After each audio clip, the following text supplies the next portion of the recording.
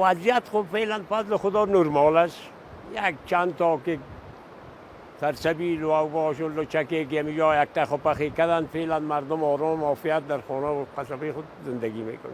اینا خودت مشاهده میبینی که وضعیت این مردم ها کلگی بازار باز هیچ گپی نیست فضل خدا. هیچ کدام گپی نیست. نیروهای امارت کوه هستن با ویخیگی امنیت از ویخی فضل خدا.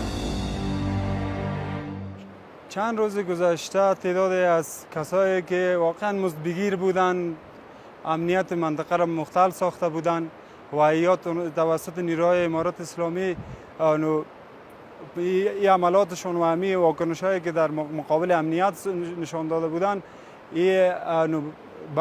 چهش توقف یافت و فعلا همون تعداد به کوه فراری شدند و برای دفعه امنیت فضل پروردگار خوب است. حال امنیت از حال افسار تقاضا دین روز قماندانشان هم آمده بود این دکانا گفت که بیای مردم حاضر شوند بیاین در خانه خود ما نیروهای ما را از منطقه میکشیم دیگه میکنیم.